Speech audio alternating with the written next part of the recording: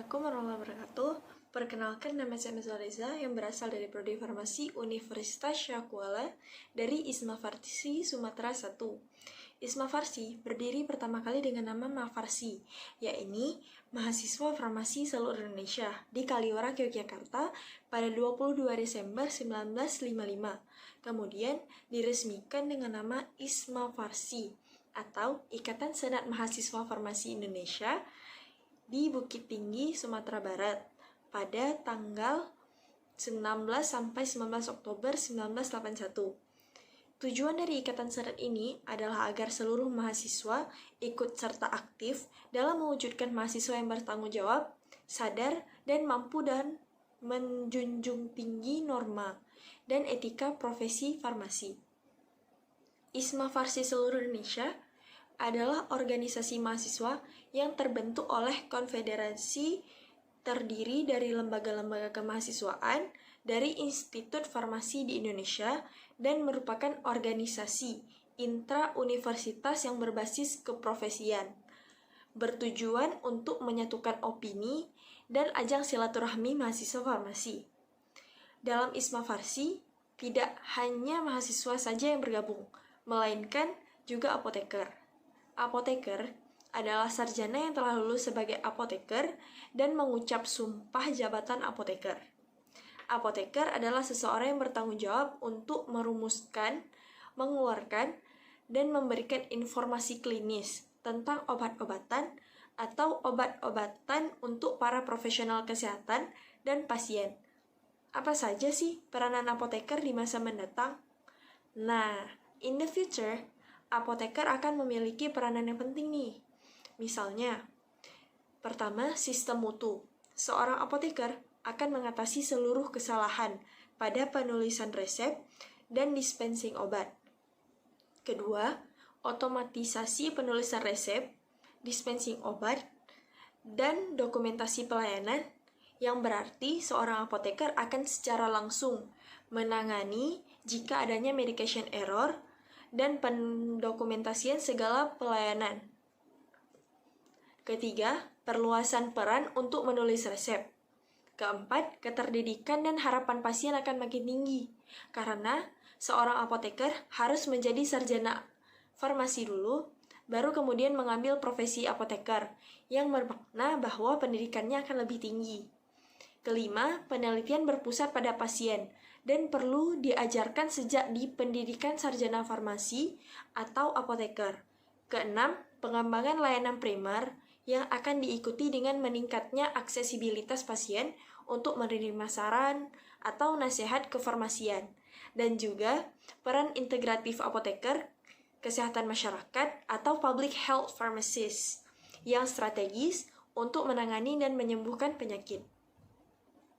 Dari segala peran tersebut menunjukkan bahwa apoteker adalah jantung dari sistem kesehatan pasien, pendidikan konseling, penemuan obat, entrepreneur, dan agent of positive change. Kenapa harus ada konseling dalam peran kita sebagai apoteker?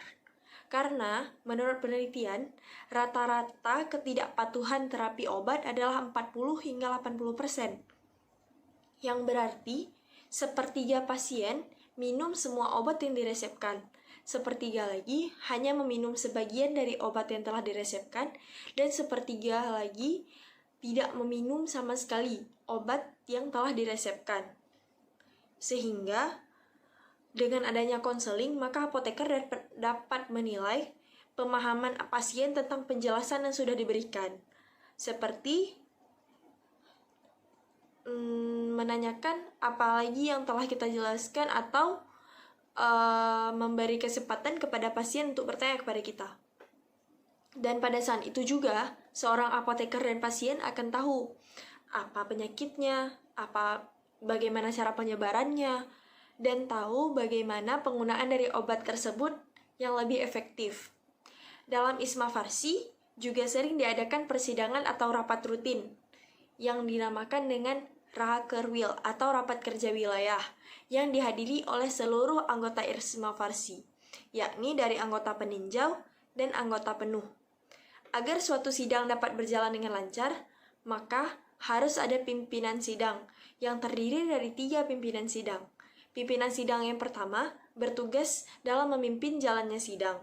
Pimpinan sidang yang kedua akan membantu jalannya sidang. Dan pimpinan sidang yang ketiga akan bertugas untuk membuat notulensi selama sidang berlangsung. Ada beberapa istilah dalam persidangan, yakni voting, yaitu proses pengambilan keputusan berdasarkan suara terbanyak.